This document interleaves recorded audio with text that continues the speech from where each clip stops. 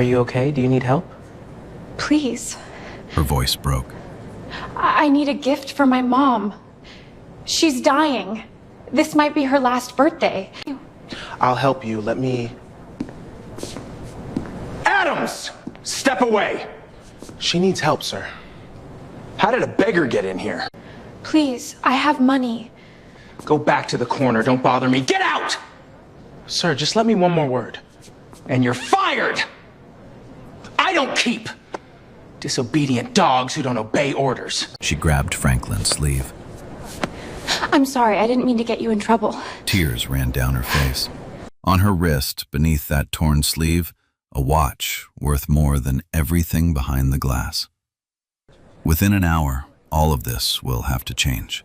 Everything will be turned upside down. 3 hours earlier, Franklin Adams walked through the back entrance of Harrington's department store on Fifth Avenue. He always used the back door.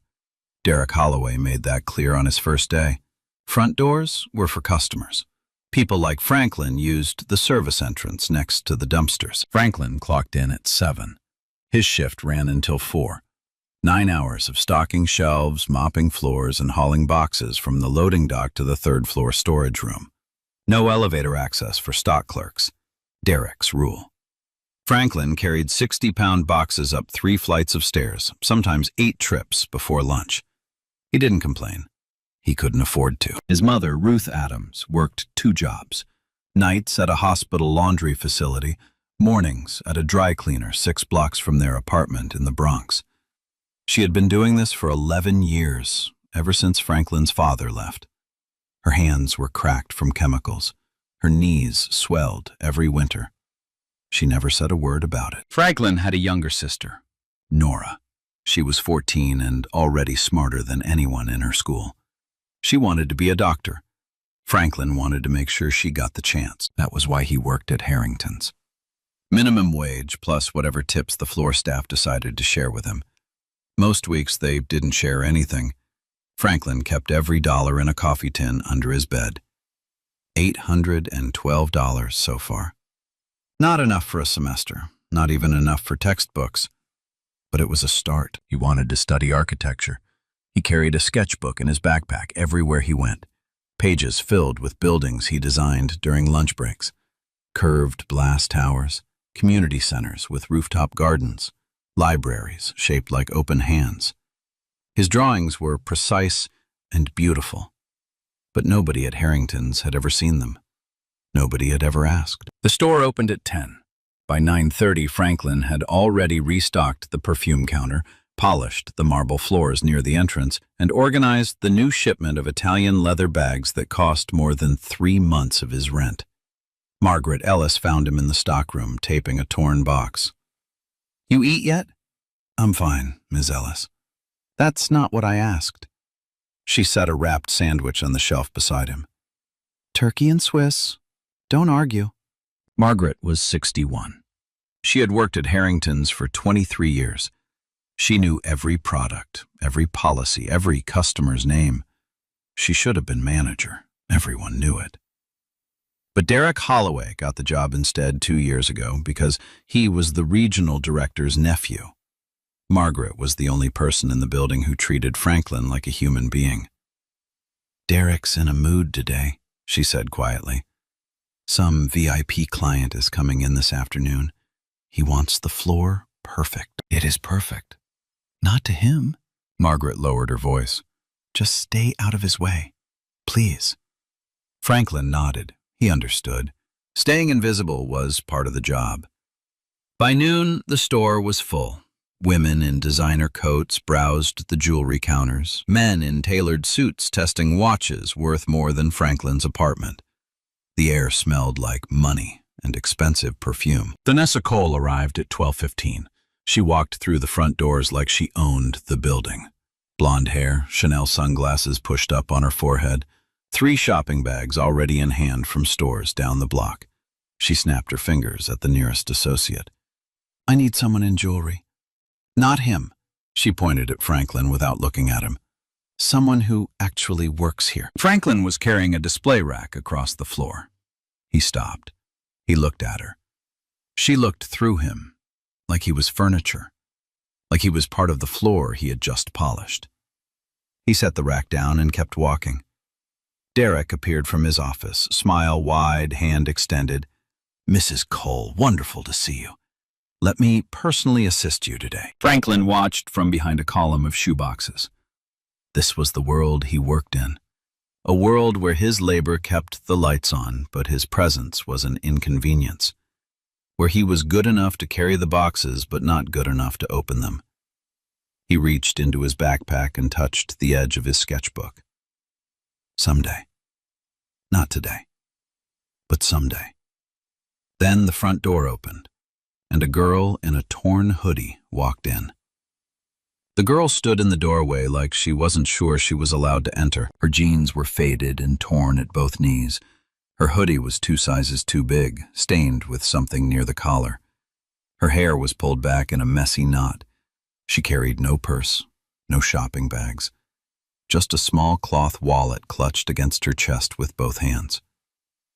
Every head in Harrington's turned. A woman near the handbag counter leaned toward her friend and whispered something. They both laughed. A man in a gray suit stepped aside as the girl passed, pulling his jacket closer like she might contaminate it. The girl walked straight to the jewelry counter. She pressed her face close to the glass and scanned the pieces inside. Her eyes moved with focus. She knew what she was looking for. She waited. The associate behind the counter, a woman named Bridget, glanced at her once, then turned away. She picked up a cloth and began polishing a bracelet she had already polished twice. The girl waited longer. She shifted her weight from one foot to the other. She cleared her throat. "Excuse me, could I see the emerald necklaces, please?" Bridget didn't look up. "Those start at 4,000. I know." Bridget paused. Then she smiled, the kind of smile that isn't really a smile. "I'm with another client right now. You'll have to wait." There was no other client. The girl nodded. She stepped back from the counter. She stood there with her hands folded, her chin down, her cloth wallet pressed tight against her stomach. She waited like someone who was used to being told to wait. Franklin watched from across the floor. He had seen this before. He had watched his mother stand in a department store just like this one, asking for help, being ignored, being made to feel like she didn't deserve to breathe the same air. His mother had held his hand that day. She had smiled at him after they left and said it was fine. But her eyes were wet. He put down the box he was carrying. He walked across the floor to the jewelry counter. "Hey, are you finding everything okay?" The girl looked up. Her eyes were red. She had been crying before she came in. Maybe she had been crying all day. "I need a necklace," she said. "For my mom."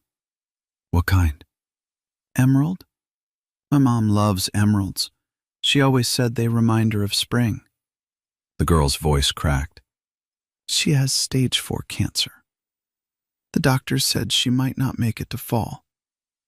I want to give her something beautiful, something she can hold when I'm not there." Her voice splintered on the last word. She pressed her fist against her mouth and turned away. Her shoulders shook once, then again. "I do everything now," she said, still not looking at him. "I cook, I clean, I carry her to the bathroom when she can't walk. I sit with her at 3 in the morning when the pain gets so bad she can't stop screaming." She wiped her eyes with her sleeve. "She doesn't know I hear her cry at night. She thinks I'm asleep. But I hear every single time." She looked back at Franklin. Her eyes were raw. "I just want to give her one thing that makes her smile. One thing that isn't medicine or a hospital bill or bad news. Is that too much to ask?" Franklin didn't say he was sorry. He didn't offer empty words. He just nodded and said, "Let me show you what we have." He walked behind the counter. He wasn't supposed to. Stock clerks didn't have access to the jewelry displays, but Bridget had walked away and nobody else was coming. He unlocked the case with the master key Margaret had given him months ago for emergencies. He pulled out a velvet tray of emerald pieces and set it gently on the glass. "This one," the girl said immediately. She pointed to a pendant on a thin gold chain, a single emerald, deep green, shaped like a teardrop. That's the one. The Whitmore Emerald Collection. Franklin looked at the tag. He looked at the name printed on the collection label. Whitmore. He didn't think anything of it. It's beautiful, he said. Your mom's going to love it. How much? $4,800. The girl closed her eyes. She opened her cloth wallet. Inside were crumpled bills, 20s and 10s and 5s, folded and refolded so many times the creases had turned white. She counted them on the counter with trembling fingers. I have $340, she whispered.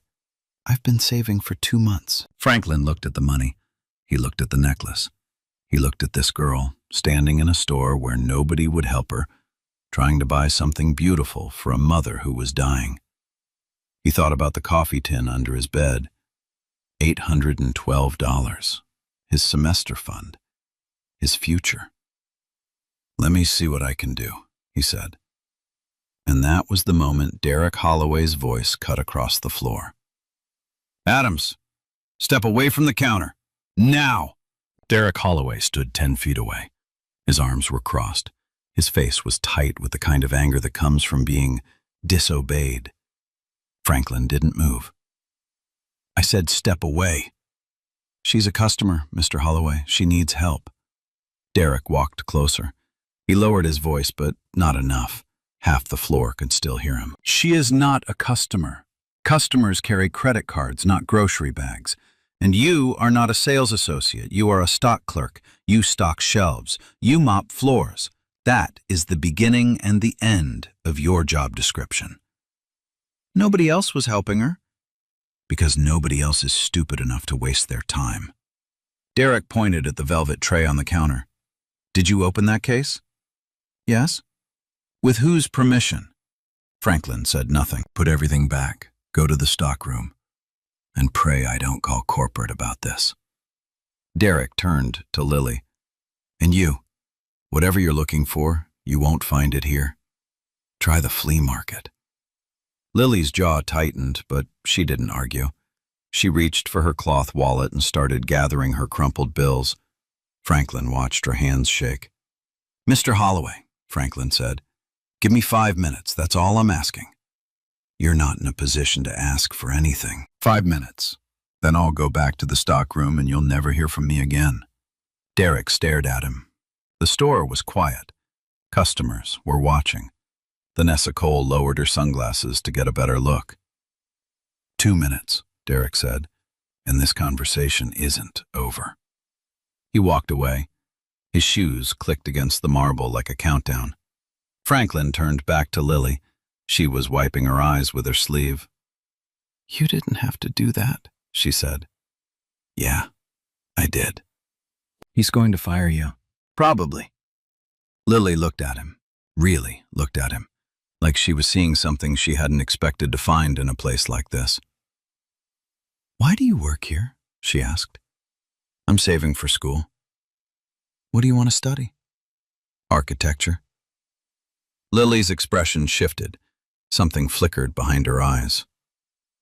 Architecture, she repeated. What kind? Community spaces mostly. Libraries, recreation centers. Buildings that make neighborhoods feel like they belong to the people who live there. He paused. I know that sounds. It sounds like Tadao Ando, Lily said. Franklin blinked. Tadao Ando. The Japanese architect who designed concrete structures that held light like water. Nobody at Harrington's had ever heard that name. Most architecture students didn't reference him in casual conversation. You know Ando? My mom studied his work. She has a whole shelf of books about him. Lily smiled for the first time, a small, tired smile. She always said the best buildings don't shout. They whisper. Franklin stared at her. This girl in the torn hoodie who carried her money in a cloth wallet and couldn't afford a necklace. She talked about architecture the way professors did. Who are you? He asked. Not suspicious, just curious. Lily looked down at the emerald pendant still sitting on the velvet tray. "I'm just a girl trying to buy her mom a birthday present," she said, "before it's too late." Franklin picked up the pendant. He held it under the display light. The emerald caught the glow and burned green, deep and alive, like spring after a long winter. "We'll figure it out," he said. He didn't know how. He had $320 in tips and $812 in a coffee tin that represented every dream he had ever saved for. But some things mattered more than someday. Franklin pulled his wallet from his back pocket. It was thin, worn leather, a gift from his mother on his 16th birthday. He opened it and counted out $320 in wrinkled bills. Tip money. 2 months of carrying bags to cars for women who never looked at his face. He set the money on the counter next to Lily's $340. "That's $660 together," he said. "I know it's not enough. But if the store does layaway, we can put this down and pay the rest over time." Lily stared at the money. Then she stared at him. "You can't do that." "I just did." "That's your savings. You said you're saving for school." "School can wait." "No, it can't." Lily pushed his money back toward him. "I won't let you do this." "It's not your choice." Franklin pushed the money back. "Your mom needs this necklace more than I need a deposit on a semester I probably can't afford anyway." Lily opened her mouth to argue, but nothing came out. Her chin trembled. She pressed her palm flat against the glass counter and looked away. "Nobody's ever done anything like this for me," she whispered. "Not when I look like this. Not when they don't know who I—" She stopped herself. She swallowed hard. "Not when they don't know me," she finished. Franklin didn't push. He turned to look for a sales associate who might process the layaway. Bridget was gone. The counter was empty. He reached for the store phone to call the back office. That was when Derek returned. He didn't walk this time. He marched. His face was flushed. Behind him, 2 floor associates followed like soldiers. "Time's up, Adams." Derek looked at the money spread across the counter. His lip curled. "What is this, a charity auction?" "It's a layaway deposit," Franklin said. $660 toward a $4,800 necklace. The store policy allows— "I know what the store policy allows." Derek swept the bills off the counter with the back of his hand. They scattered across the marble floor. 20s and 10s and 5s landing at the feet of customers who stepped back like the money was dirty. Lily dropped to her knees. She started gathering the bills. Her hands were shaking. A $5 bill had landed under a woman's stiletto heel. Lily reached for it. The woman didn't move. Lily had to pull the bill from under her shoe, on her hands and knees, on a marble floor polished by the same boy standing 3 feet away. A customer near the watches shook his head and muttered, "Pathetic." Another woman covered her daughter's eyes like Lily was something a child shouldn't see. The girl who woke up at 3 in the morning to carry her dying mother to the bathroom was now crawling on a department store floor, collecting crumpled bills that smelled like the tip jars they came from. And not one person in that store knelt down to help her. Franklin didn't move. He looked at Derek. His jaw was set. His voice was level. "Pick that up." Derek laughed. Not a real laugh, a performance. He turned to the customers watching from the aisles. "Everyone, I want you to witness this. Our stock boy, the one who mops your floors, has decided he's a personal shopper now. He's pooling his pocket change with a street girl to buy a $5,000 necklace." He spread his arms wide. "You can't make this stuff up." A few customers laughed. Nervous, uncomfortable laughs, but laughs. Vanessa Cole stepped forward from the handbag section, her heels clicking like applause. "How adorable," she said. "The blind leading the blind. Maybe they can split a hot dog on the way out, too." More laughter. Louder this time. Lily stood up. She had gathered most of the bills. Her knees were dirty from the marble. Her eyes were red, but her voice was steady. "He was trying to help me. That's all he did." Derek turned to her. "Sweetie, nobody asked you. In fact, Nobody asked either of you to be here. This is Harrington's, not a soup kitchen. She's a paying customer, Franklin said, and so am I. $660 is real money. Real money. Derek picked up a single crumpled 20 from the floor. He held it between two fingers like it smelled bad. This isn't money. This is a tip jar. This is what people leave when they feel sorry for you. He dropped the bill. It floated to the ground. Franklin watched it fall. He thought about every car he had loaded, every box he had carried, every hour he had spent in this building being invisible.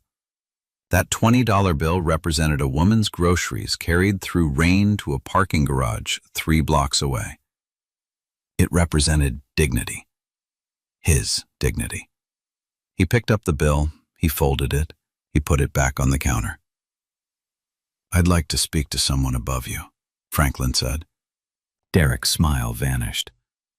"There is no one above me in this store." "Then I'd like to file a formal complaint." The floor went silent. The Ness's smirk disappeared. The associates behind Derek exchanged glances. Derek leaned in close. His voice dropped to a whisper that everyone could still hear. "You're done, Adams. Suspended. Effective immediately. Leave your name tag at the service desk and get out of my store." Franklin reached up and unclipped his name tag. He set it on the counter next to the money. "Fire me if you want," he said, "but I'm not leaving her." Derek blinked. He hadn't expected that. Margaret Ellis watched from behind a display of silk scarves. Her hand was over her mouth. Tears ran down her cheeks. She wanted to speak. She wanted to walk across that floor and stand next to Franklin. But she thought about her grandson, about the medical bills, about the rent. She stayed where she was. A woman in a red coat near the entrance pulled out her phone and began recording. Lily grabbed Franklin's arm. "Please, just go. I don't want you to lose everything because of me." Franklin looked at her. Her eyes were swollen. Her lip was bleeding where she had bitten it. "I already lost the job," he said. "Might as well make it count." He turned back to the counter. He placed both hands flat on the glass. The emerald pendant sat on its velvet tray between them, glowing under the lights. $660 in scattered bills surrounded it like a prayer. "I'm not leaving," he said, "until someone in this store treats her like a human being." Derek stared at him. The store stared at him. The woman in the red coat kept filming. Nobody moved. Nobody spoke. And somewhere outside, 3 black SUVs turned onto 5th Avenue. The silence lasted 11 seconds. Franklin counted. Then Derek turned on his heel and walked toward his office. He pulled out his phone as he went. Franklin couldn't hear what he said, but he saw the word security on his lips. The customers slowly returned to their shopping. The entertainment was over. The woman in the red coat lowered her phone but didn't stop recording. Lily tugged Franklin's sleeve. "Come on, let's go outside, please." Franklin gathered the bills from the counter. He folded them carefully and handed Lily's share back to her. She took them with both hands, pressing them against her chest like they were the last things she owned. They walked out through the front door. Derek's rule about the service entrance didn't apply anymore. Franklin wasn't an employee now. They sat on a bench across the street. The noise of 5th Avenue filled the space between them. Taxis, horns, a man selling pretzels on the corner. Lily stared at her phone. The screen was filled with missed calls, all from the same contact. Dad. 12 calls in the last hour. She silenced it and put it back in her pocket.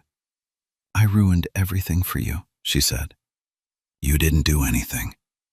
You lost your job because of me." "I lost my job because my manager is a coward who picks on people he thinks can't fight back."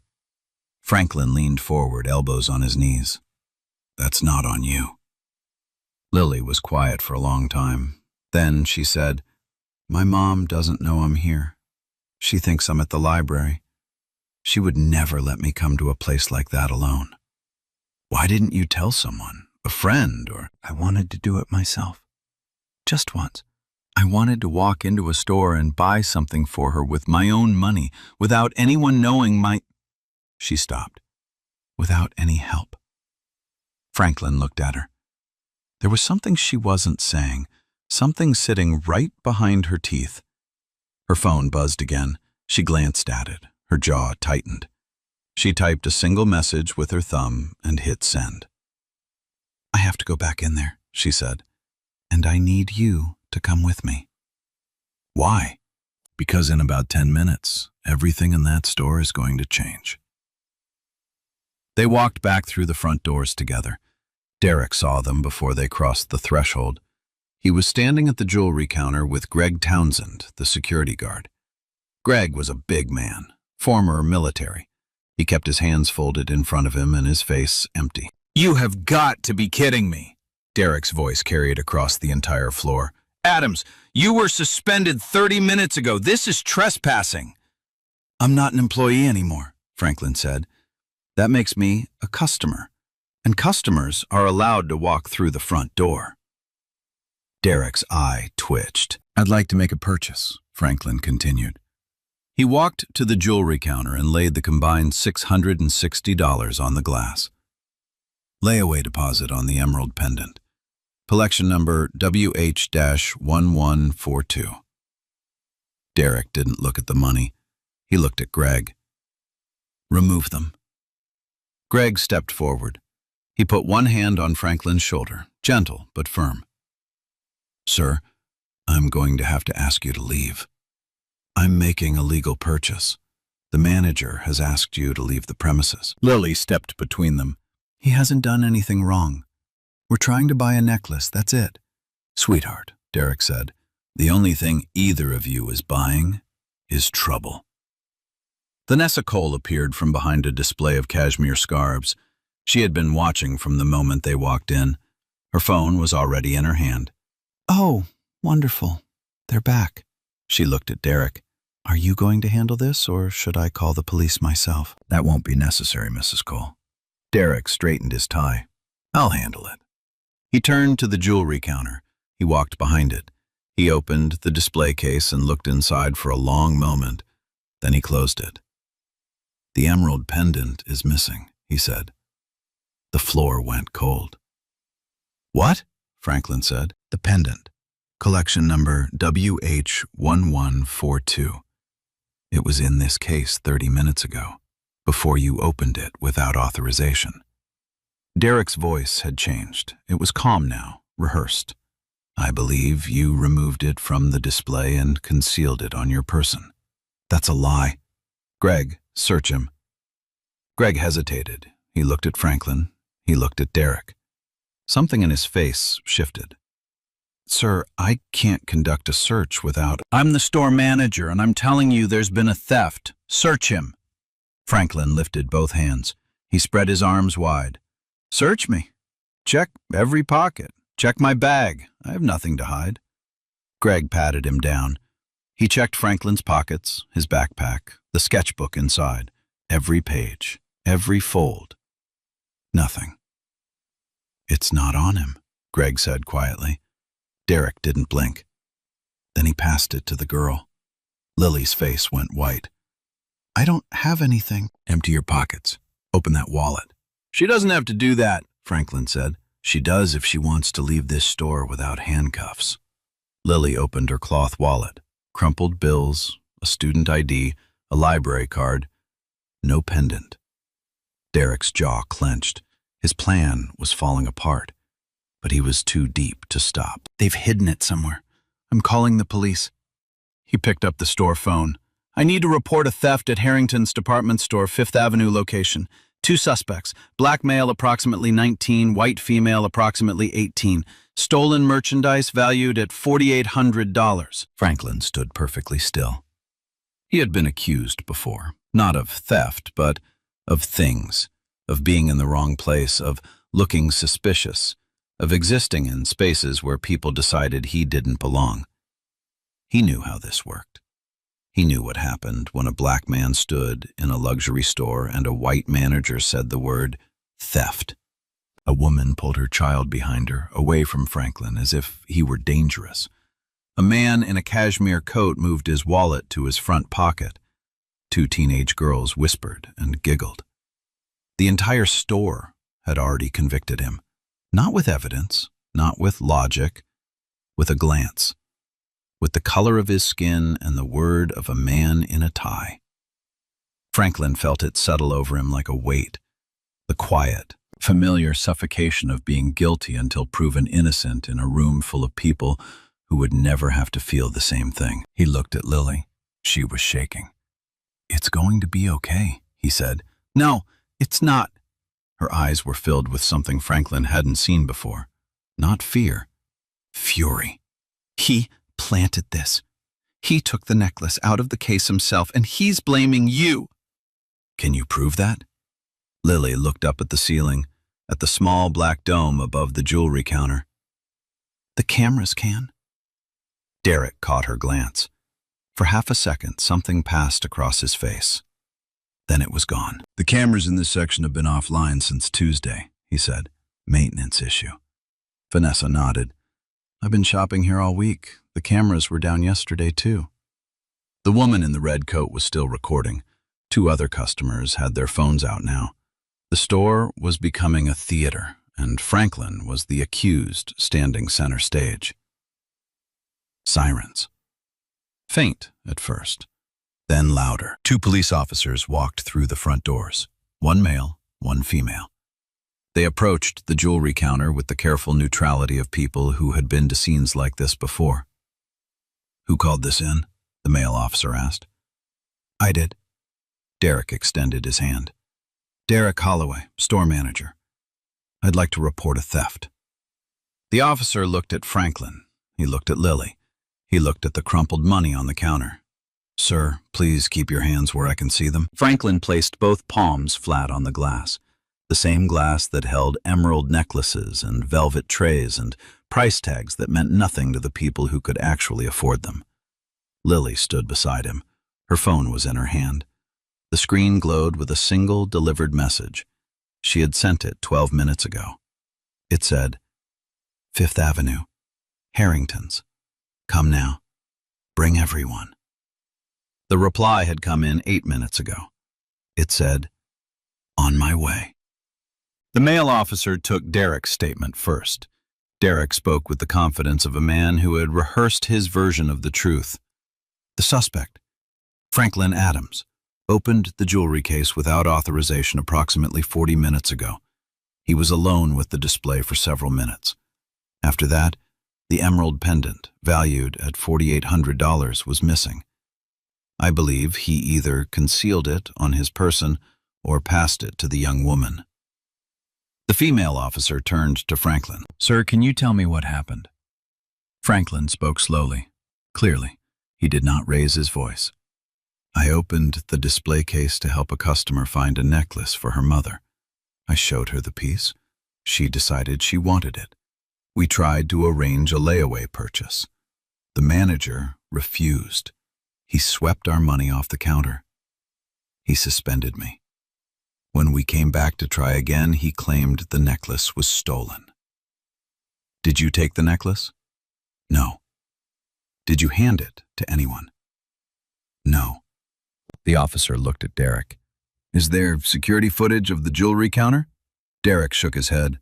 "The cameras in this section have been down since Tuesday. Maintenance issue. I can show you the work order." "Convenient," Lily said from behind Franklin. The male officer raised his hand. "Ma'am, please wait your turn." Greg Townsend stood by the entrance with his arms folded. He had been quiet since the search. His eyes kept drifting to something behind the jewelry counter, something only he could see from his angle near the door. He had worked security at Harrington's for 6 years. He knew every camera in the building. He knew which ones were real and which ones were dummies. And he knew something Derek apparently didn't. The jewelry counter had 2 cameras. The main dome, the one Derek pointed to when he said the system was down, and a backup, a small pinhole unit installed 18 months ago after a string of internal theft incidents. It was hidden behind the crown molding above the display case. It fed to a separate server in the basement. Derek didn't know about it. Greg did, because Greg had installed it himself. He walked to the back office without saying a word. He took the stairs to the basement. He logged into the secondary security terminal. He pulled up the feed from camera JC2B, time-stamped 43 minutes ago. The footage was clear. Franklin opens the case. He pulls out the velvet tray. He shows the girl the pendant. They talk. He puts the tray back. He closes the case. The pendant is visible inside. Franklin walks away. Greg fast-forwarded. 7 minutes later, Derek Holloway approaches the same case. He opens it with his master key. He reaches inside.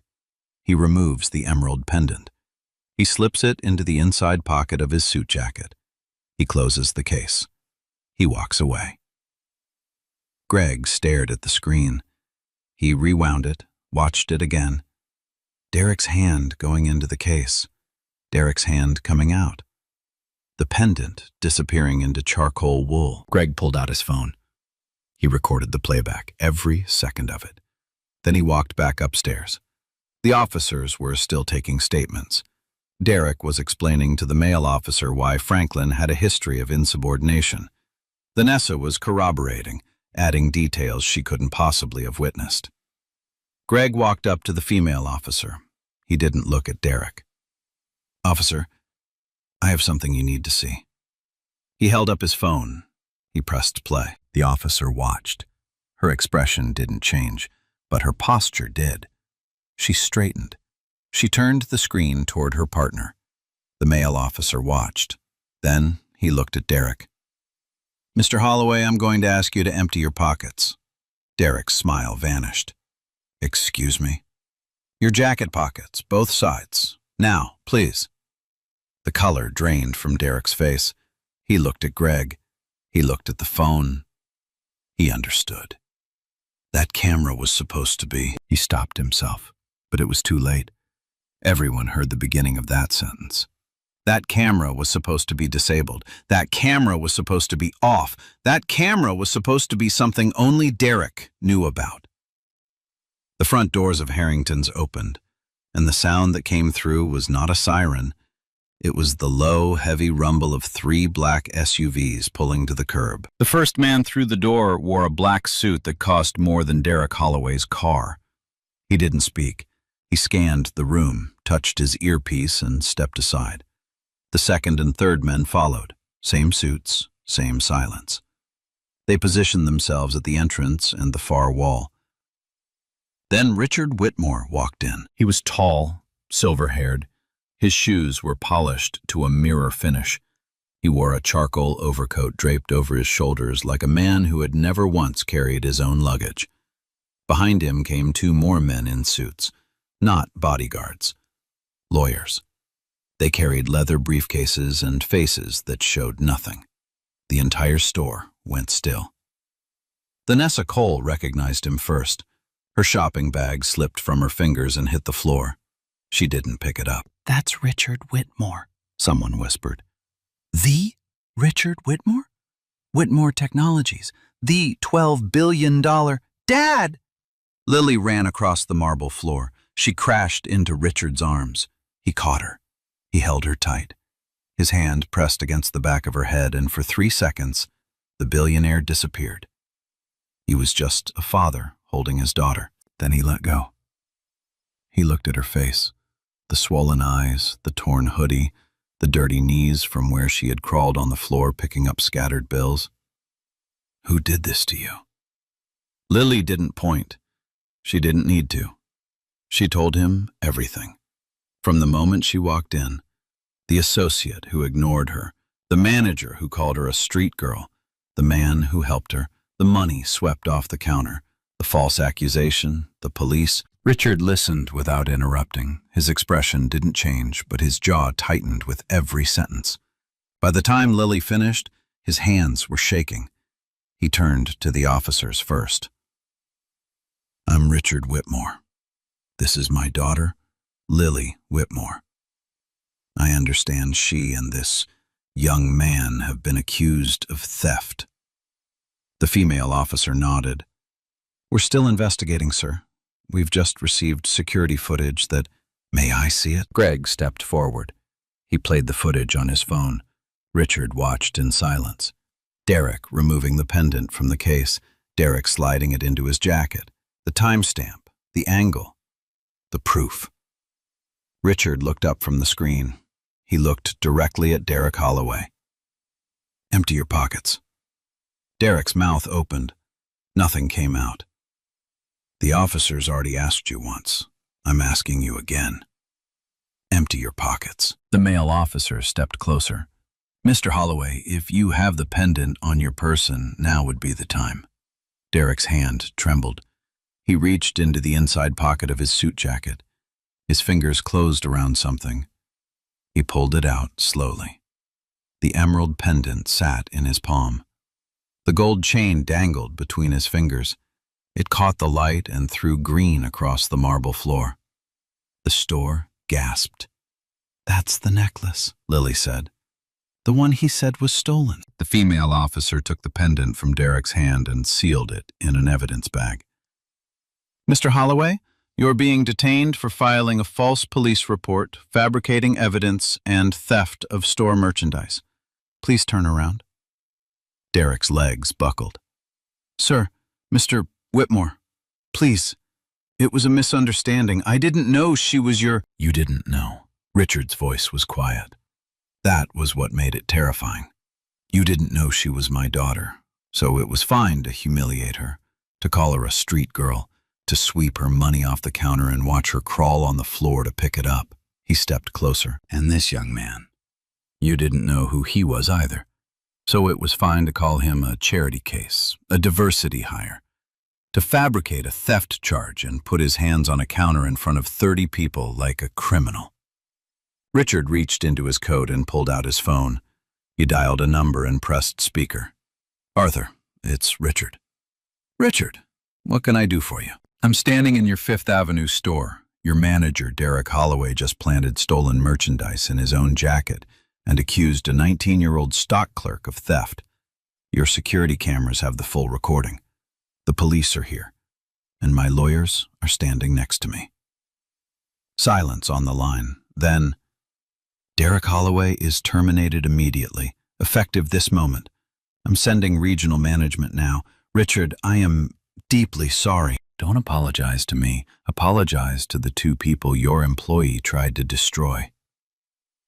Richard ended the call. Vanessa Cole was edging toward the side exit. One of Richard's lawyers stepped into her path. Mrs. Cole, your comments today were recorded on at least 4 phones currently in this room. You publicly referred to these 2 individuals as, let me check my notes, the blind leading the blind, and suggested they split a hot dog on the way out. My client's legal team will be reviewing this footage for potential defamation and harassment claims. Please don't leave the city. Vanessa's face turned the color of old paper. She sat down on the nearest chair without saying a word. The officers placed Derek in handcuffs. He didn't resist. He didn't speak. He stared at the floor as they walked him past the jewelry counter, past the velvet trays, past the display cases he had guarded like a kingdom. Greg approached Franklin. His eyes were wet. I knew, he said. I knew he was wrong from the start, and I didn't say anything until it was almost too late. I'm sorry. Franklin nodded. You came through when it mattered. That counts. Margaret Ellis pushed through the small crowd that had gathered. She was crying. Her hands were clasped in front of her like she was praying. Franklin, I stood there. I watched, and I said nothing. Her voice broke. You deserved better from me. I'm so sorry. Franklin put his hand on her shoulder. Ms. Ellis, you fed me every day when nobody else cared if I ate. Don't apologize to me. Margaret buried her face in her hands. Richard Whitmore stood in the center of the store. The crowd had formed a half circle around him. Phones were recording. The woman in the red coat had tears streaming down her face. Richard looked at Franklin. You're the one who helped my daughter when every single person in this building turned away. Franklin met his eyes. I just did what anyone should have done. No, Richard shook his head. You did what no one else would. Richard Whitmore walked Franklin outside. The Fifth Avenue air hit them both. Cold, clean, a different world from the one inside that store. They sat on the same bench where Franklin and Lily had sat an hour before. The bodyguards kept their distance. Lily stood nearby, arms folded, watching. Tell me about yourself, Richard said. Franklin hesitated. He wasn't used to being asked. I'm 19. I live in the Bronx with my mom and my sister. My mom works 2 jobs. My sister wants to be a doctor. I want to study architecture. Lily told me. She said you carry a sketchbook everywhere. Franklin reached into his backpack and pulled it out. He held it on his lap, but didn't open it. May I? Franklin handed it over. Richard opened it slowly. Page after page of hand-drawn buildings, community centers with wide glass walls, libraries with curved roofs that let in natural light, a recreation hall with an open courtyard and trees growing through the floor. Richard stopped on one page. A building with a rooftop garden overlooking a neighborhood of low-rise apartments. At the bottom, Franklin had written, "For the people who stay." Richard closed the book. He held it for a moment before giving it back. You used your own savings to help a stranger buy a necklace. You lost your job for it. You stood in that store with your hands on a counter being accused of a crime you didn't commit. And not once did you raise your voice. Richard leaned forward. Character isn't what you show the rich. It's what you give the invisible. He reached into his coat and pulled out a business card. Plain white, gold lettering. He wrote a phone number on the back. I'm offering you a full scholarship, architecture program, any school you choose. Tuition, books, housing, everything. And when you're ready, there's an internship waiting for you at Whitmore Technologies. We're building a community development division. I think you should lead it. Franklin stared at the card, his vision blurred. I can't accept this. Why not? Because I didn't help your daughter to get something in return. Richard smiled. The first real smile Franklin had seen from him. That's exactly why you deserve it.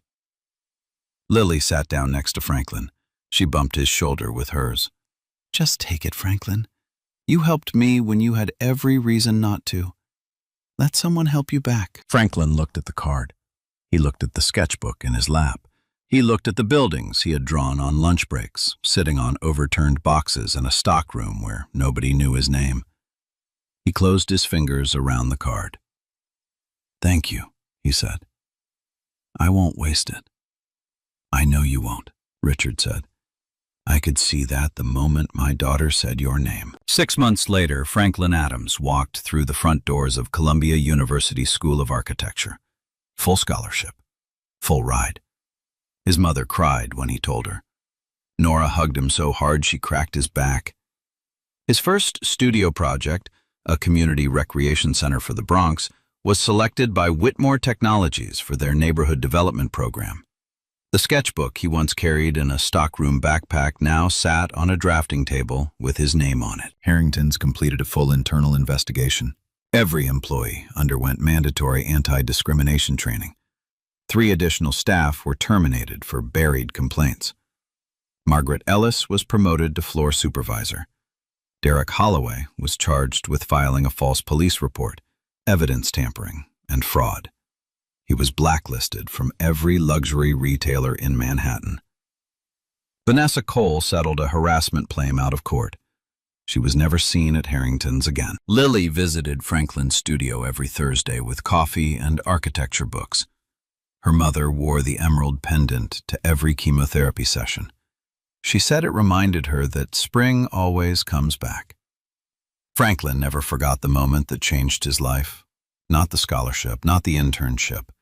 The moment he looked at a stranger and decided she was worth the risk. What would you have done? Would you have stayed when everyone else turned away? Tell us in the comments. Share this story. And if you haven't already, subscribe.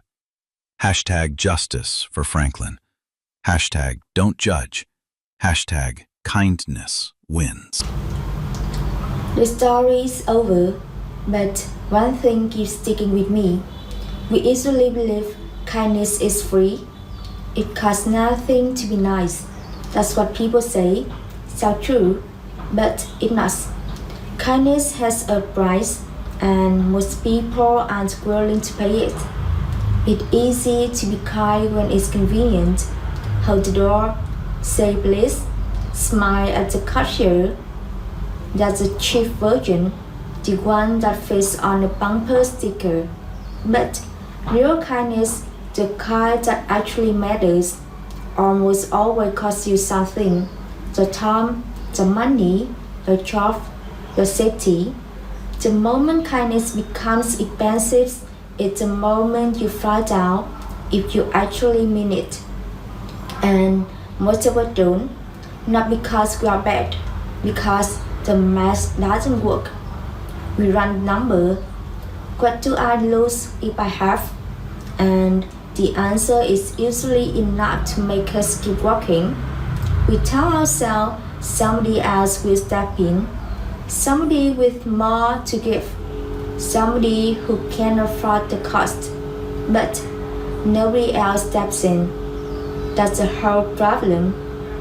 Everybody is waiting for the person who can afford to be kind, and meanwhile, the one who needs help is still standing there alone. So here's a lesson. If you're waiting until kindness is free to start giving it, you will never give it. The moments that matter most are the ones that cost the most. That's not a bank. That's the point.